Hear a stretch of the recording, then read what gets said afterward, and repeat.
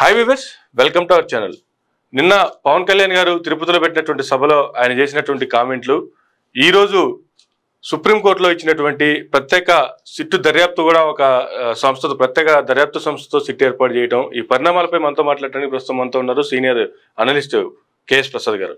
నమస్తే సార్. నమస్తే అండి సార్. ముందుగా నిన్న పవన్ కళ్యాణ్ గారు మాట్లాడినటువంటి మాటలు, ఆయన చేసినటువంటి ప్రసంగం, ఒక పక్క నేషనల్ మీడియాని అడ్రస్ చేస్తూ, ఒక పక్క తమిళనాడు వాళ్ళని అడ్రస్ చేస్తూ, ఒక పక్క తెలుగు వాళ్ళని అడ్రస్ చేస్తూ సనాతన ధర్మానికి ప్రత్యేక బోర్డు ఒకటి ఏర్పాటు చేయాలనేటువంటి కామెంట్లు చేశారు. అసలు సనాతన ధర్మం అంటే ఏంటో తెలుసా సార్? ఫస్ట్ ఆఫ్ ఆల్ సనాతన ధర్మం గురించి మనం ఇవాళ మాట్లాడుతుంటే, సనాతన ధర్మంలో ఆడపిల్లల్ని సప్రెస్ చేసే వ్యవస్థ ఉండేది. అంటే ఎలా అంటే భర్త చనిపోగానే గుండె గీయడం, తెల్లచీర కట్టుకుని ఉండడం, సమాజం బయటికి రాకుండా నిర్మూలించడం, అలాగే భర్త చనిపోయిన వెంటనే సతీ సాగమనాలు, ఇలాంటివన్నీ సనాతన ధర్మాలు ఉన్నప్పుడు వాటిలన్నీ పర్ఫెక్షన్ చేసుకుంటూ ఇవాళ ఒక సనాతన ధర్మ పరిరక్షణ మహానుభావుడు కందుకూరి వీరేశలింగం గారి దగ్గర నుంచి అంతకన్నా ముందు ఎంతో గొప్ప మానీయుల చేతుల మీదుగా ఇవాళ ఒక స్థాయికి వచ్చింది. ఇది మళ్ళీ సనాతన ధర్మం మొదలెడితే అనుకోండి, ఇవన్నీ వెనకకి వెళ్ళి ముందు చేయాలా? అసలు తన ఆచరిస్తుంది ప్రజలకు చెప్పారు అనుకోండి సార్, అది సనాతన ధర్మం గురించి మాట్లాడే హక్కు అర్హత కొంతమందికి ఉంటుంది. వాళ్ళు మాట్లాడితే జస్టిఫై అవుతుంది. ఇతనికి లేడికి లేచిందే ప్రయాణం అన్నట్టు ఏదో ఆయన బుర్రలో ఒక మాట వస్తుంది. గతంలో మీరు గమనించట్లేదు, పార్టీ పెట్టిన కొత్తల్లో ఆయన ఎప్పుడైనా మైకిచ్చి మాట్లాడగానే సార్వభౌమత్వం, ఏమనంటే దేశ సార్వభౌమత్వం అని మాట్లాడేవాడు. ఇప్పుడు కొత్తగా ఇప్పుడు చూడండి, కొంతమందికి బుర్రలో సడన్గా ఒక పాట లేకపోతే ఒక పదం ఏదో ఉంటుంది, అలా రింగులు తిరుగుతూ ఉంటుంది. అప్పుడు ఇది లేటెస్ట్ గా సనాతన ధర్మం అనేది ఏదో బుర్రలోకి ఎక్కింది. దీంతో అదే మాట్లాడుతుంటాడు కన్సిస్టెంట్ గా ఆయన కొన్నాళ్ళ పాటు. ఇంకే ముందుకే సనాతన ధర్మం కన్యం జరిగితే ఊరుకోను, అప్పుడు కూడా దేశ సార్వభౌమత్వానికి భంగం కలుగుతుంది, నేను ఊరుకోను అనేవాడు. సో ఇలా ఊత పదం పట్టుకొని దాన్ని జస్టిఫై చేసే కార్యక్రమం ఇది. మనం ఎంతంటే చేసిన పనులు సనాతన ధర్మంలో చాగంటి కోటేశ్వరరావు గారు భార్యకి విడాకులు ఇచ్చే కాన్సెప్టే లేదు. అది ఈయనకి వర్తిస్తుందా ప్రశ్నించుకోవాలి. నేను అసలు వ్యక్తిగతంగా మాట్లాడిన కానీ మా దౌర్భాగ్యంగా మాడవలసి వస్తుంది. రెండోది, ఇక్కడ మీరు నిన్న తీసుకెళ్లారు అభం శోభం తెలియని చిన్న బుజ్జి తెలియని తీసుకెళ్లి ఆ అమ్మాయితో డెక్లరేషన్ ఏంటండి, చదువుకునే పిల్ల 12 సంవత్సరాలు 18 సంవత్సరాలు ఓటు హక్కు వచ్చేదాకా అసలు వాళ్ళకి ఈ కుల మతాలు రాజకీయాలు ఇవేవి సంబంధాలు ఉండవు. ఆ పాపతో డెక్లరేషన్ ఇచ్చి పోనీ ఈయన బ్యాప్టిజం తీసుకున్నానని చెప్పాడు. చిన్నప్పుడు మనం ఆయన దశావతారాల వీడియోలో నడుస్తున్నాయి కదా, అందులో బ్యాప్టిజం తీసుకున్నానని చెప్పాడు. మరి ఈయన కదా ఇవ్వాల్సిన డెక్లరేషన్. ఎవరో మాట్లాడిన దానికి ఈయన ఎందుకండి తలెత్తుకుంటాడు? ఇవన్నీ ఇది ఒక హిడెన్ ఎజెండా జరుగుతుంది. ఇతను ప్రొవకేషన్స్ మీరు గమనించండి. ముస్లిం సామాజిక వర్గం ఎక్కట్టగా ఉంటుంది, ఏమైనా అంటే వాళ్ళు బయటకు వస్తారు, కోర్టులు వాళ్ళనే పరిరక్షిస్తాయని గౌరవ న్యాయస్థానాల మీద కూడా అగౌరవపరిచే మాటలు మాట్లాడుతున్నాడు. ఇది ఇతన్ని వెనక నుండి బీజేపీ వాళ్ళు నడిపిస్తున్నారు అనేది క్రిస్టల్ క్లియర్ గా తెలుస్తుంది. ఓకే, ఇండైరెక్ట్ బహిరంగ రాజకీయాలన్నీ చేసేది వాళ్ళే. ఎందుకంటే ఒక మాట పురంధేశ్వర గారు అన్నది ఈయన మాట్లాడుతుంది, గమనించుకోండి. రెండు కరెక్ట్ గా లాగా ఇసుక తక్కిడ పేడ తక్కిడలాగా ఉన్నాయి. మాట్లాడిన చంద్రబాబు నాయుడు గారు గమ్మున ఉన్నారు. తెలుగుదేశం నుంచి అప్పుడు ఇలా ఊగిపోయి మాట్లాడట్లే, ఈయన ఒక్కడే ఎత్తికెచ్చుకున్నాడు. పైపచ్చు ఇదేమైనా ఎలక్షన్ క్యాంపెయినింగ్, ఆయనే అంతటా ఆయనే. ఇంత సభలు సమావేశాలు ఎప్పుడు పెడతారండి? ఎలక్షన్స్ అప్పుడు పెడతారు. అయితే ప్రీ ఎలక్షన్స్ ముందు ప్రభుత్వ విధానాలని ప్రజలకు చెప్పే దగ్గర ఒక పంచాయతీరాజ్ శాఖ, ఒక బృహత్తరమైన శాఖ నిర్వర్తిస్తున్నాడు ఆయన. ఇంకేం పనిపాటు లేనట్టు ఇదేంటంటే నాకు అర్థం కాదు. ఒక ధార్మిక సంస్థల పరిరక్షణకి, హిందూ ధర్మ పరిరక్షణకి విశ్వ హిందూ పరిషత్తులు ఉన్నాయి, జగద్గురు పీఠాలు ఉన్నాయి, శంకరాచార్య పీఠాలు ఉన్నాయి, సరస్వతీనంద పీఠాలు ఉన్నాయి, ఆది శంకరాచార్య పీఠాలు ఉన్నాయి. ఇలాంటివన్నీ ఉన్నాం. వాళ్ళకి లేని తలకైనా ఈయన ఎందుకు ఎత్తుకుంటాడు? ఎవరంటే యోగి ఆదిత్యనాథ్ గారు బహిరంగేశంలో ఉండి కూడా ముఖ్యమంత్రి అయినప్పుడు నేను కూడా అన్న దగ్గర ఇక్కడ ఏమవుతుందంటే అండి, అతి దగ్గరలో ఈ పార్టీ జనసేన పార్టీ బీజేపీలో విలీనం అయ్యే ఛాన్స్ ఎక్కువ ఉన్నాయి. ఓకే, విలీనం అయినప్పుడు ఏమవుతుందంటే ఇక్కడ తెలుగుదేశంలో ఒక సెట్ ఆఫ్ పీపుల్ నువ్వా నేనా అన్నట్టు ఉన్నారు. మీరు నిశ్చితంగా గమనించగలిగితే. అంటే ఈ కొత్త తరం అన్న దగ్గర చిన్న చిన్న వాళ్ళందరికీ మంత్రి పదవులు, చైర్మన్ పదవులు దగ్గర సీనియర్ సెట్ ఆఫ్ పీపుల్ లో ఉండే అనిశ్చితి రాబోయే రోజులు ఉగాదిలో లోకేష్ గారిని ముఖ్యమంత్రి చేసే కార్యక్రమం అన్నప్పుడు ప్రిపరేషన్ జరుగుతుంది బీజేపీ పరంగా. ఓకే, ఇతను ఖచ్చితంగా డౌన్ ద లైన్ ముఖ్యమంత్రి అవుతాడు ఈయన అన్నదానికి ప్రోగ్రామ్ డిజైన్ చేసుకుంటాడు. ఓకే, అది అలా మాట చెప్తారు ఏదో ఒకటి, వెనక నుంచి డైరెక్షన్ లేదు. ఈయనకి ఎంత ఆవేశకాల వయసులకు గురి కావడం. మీరు గమనిస్తే ఎలక్షన్ అయిన నుంచి చాలా శబ్దంగా ఉన్నాడు ఆయన. ప్రధానంగా శాంతి భద్రతలు విఘాతాలు కలిగించిన ఆడపిల్లల మీద 30,000 పైసలకు జరిగిన అన్యాయాల్లో ఇలాంటి రియాక్షన్ ఉందా? గుడ్లవల్లేరు కాలేజీ మీద జరుగుతుంది, దాని మీద ఈయన రియాక్షన్ చెప్పండి. రెండోది, రామతీర్థాలు తల తెగిరిపోయినప్పుడు మీరు సీనియర్ జర్నలిస్టే, నేను అప్పటి నుంచి ఫాలో అవుతున్నాను. ఈయన దగ్గర నుంచి ఒక్క డెలిబరేషన్ వచ్చిందా? లేదు సార్. పోనీ అలాంటప్పుడు ఇలా ఆవేశానికి గురేటంటే ఎలక్షన్లు ఓడిపోయారు కదా. నిన్న పైపచ్చి ఆయన మాట్లాడుతూ 11 సీట్లు వచ్చినా బుద్ధి రాదంటే, మీకు పూర్ణకుంభం ఇచ్చారు లాస్ట్ టైం 0 చుట్టి, అప్పుడు మీకు ఎందుకు రాలే? వాళ్ళకి 23 స్థానాలు ఇచ్చారు, మరి వాళ్ళకి రాకుండా నెక్స్ట్ ఇవాళ అధికారంలోకి వచ్చారు కదా మీరు. రాజకీయాల్లో గెలుపోవటంలో పట్టుకుని దాపాటు 11 సీట్స్ వచ్చినందుకే బుద్ధి వచ్చేయాలంటే మరి మీకేట్ రావాలి.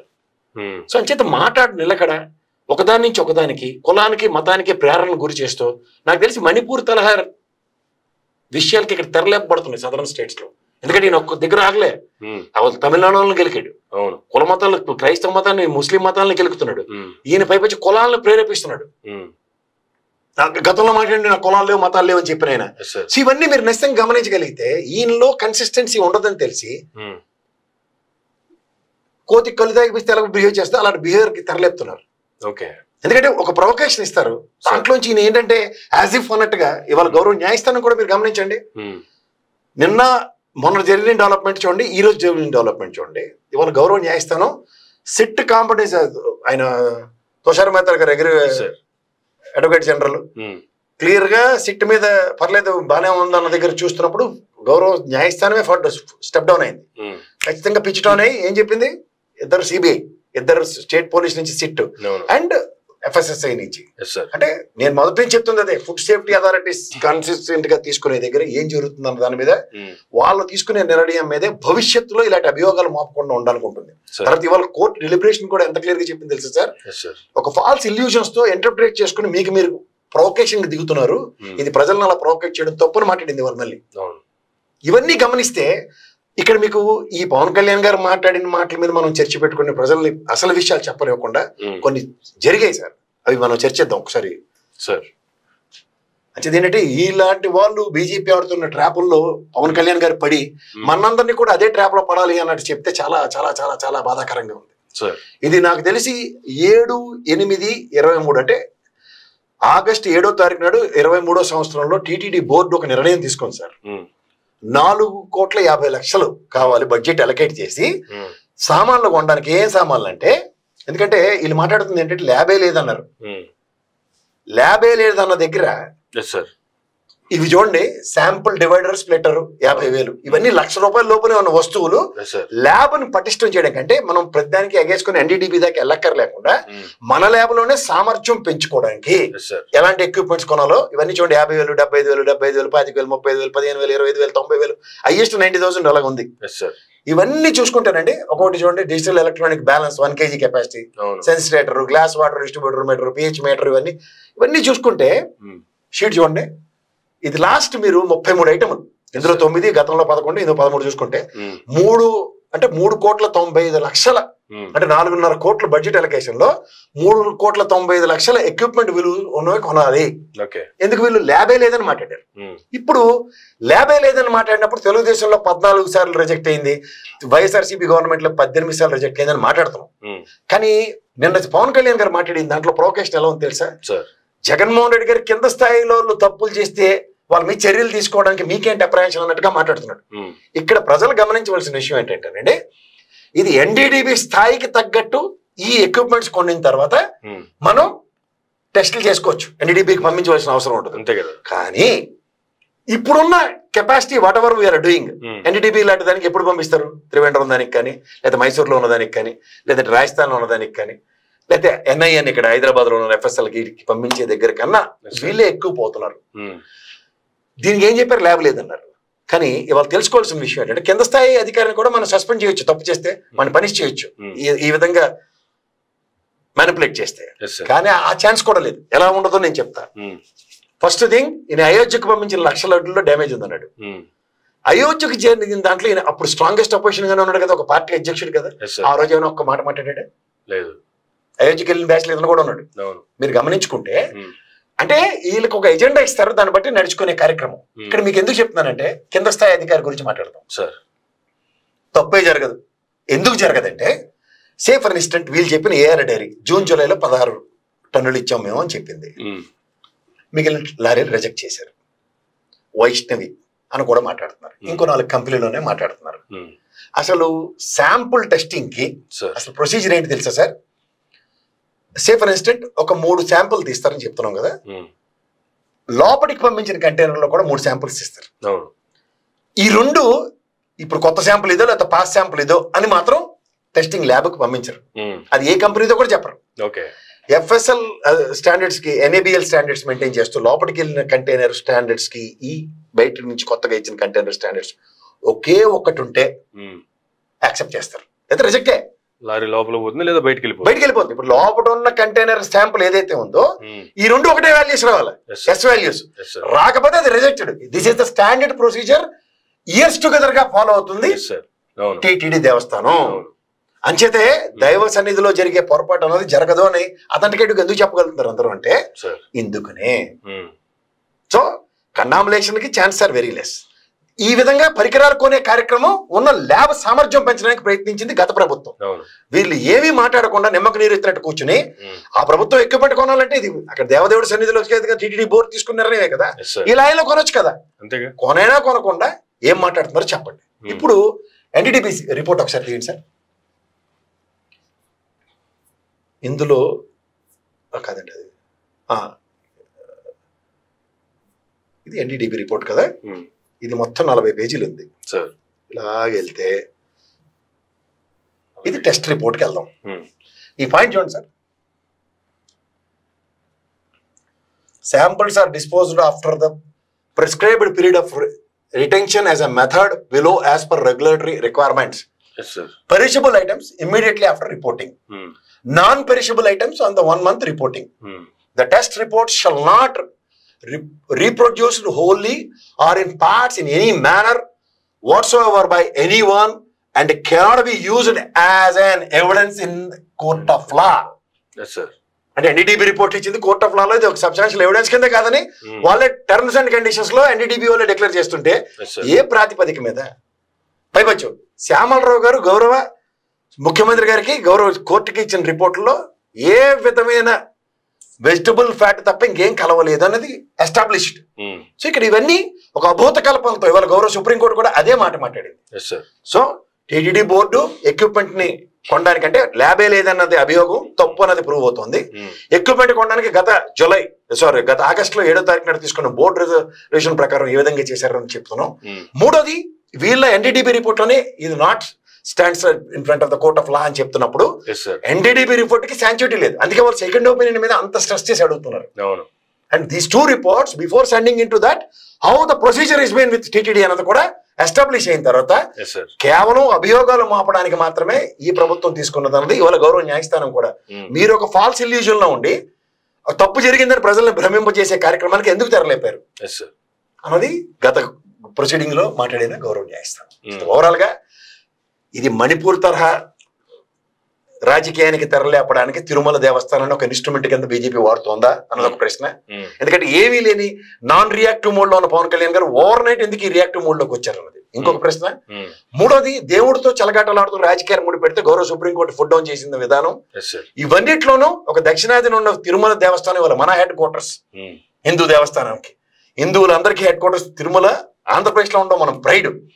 మన ప్రైడ్ ని మనమే భంగపరుచుకుంటూ ఇవాళ అనవసరమైన మాటలకి ఇవాళ కేంద్ర ప్రభుత్వ ఇన్వాల్వ్మెంట్ పరోక్షంగా తీసుకొచ్చారు. మీరు గమనించండి. సో పరోక్షంగా కేంద్ర ప్రభుత్వ ఇన్వాల్వ్మెంట్ తో దేవదేవుడికి ఇవాళ వాళ్ళు ఆడింది ఆట పాడింది పాట మొదలెట్టాలి మనం తానాట తందన అనే కార్యక్రమానికి.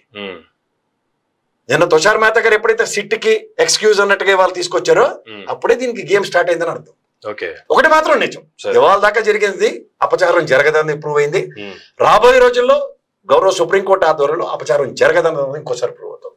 బట్ ఇందులో అంబిగ్యూటీ ఎట్లా ఏంటంటే సెంట్రల్ గవర్నమెంట్ వాళ్ళని అనవసరంగా ఇన్వాల్వ్ చేశారు. అనవసరం నేను చెప్తాను, ఎందుకంటే ఇన్నాళ్ళ బట్టి జరిగింది ఇవాళ ఎందుకు జరిగిందన్న ఫాల్స్ ఇల్యూజన్ వీళ్ళకి వచ్చినప్పుడు ఆ ఇల్యూజన్ ఎయిర్ క్లియర్ చేయాల్సిన బాధ్యత వీళ్ళకంతటి వీళ్ళే తీసుకోవాలి. తీసుకోకుండా ఓవర్ యాక్షన్ చేస్తే ఇలాగే ఉంటుంది. అందుకని వెళ్ళారు.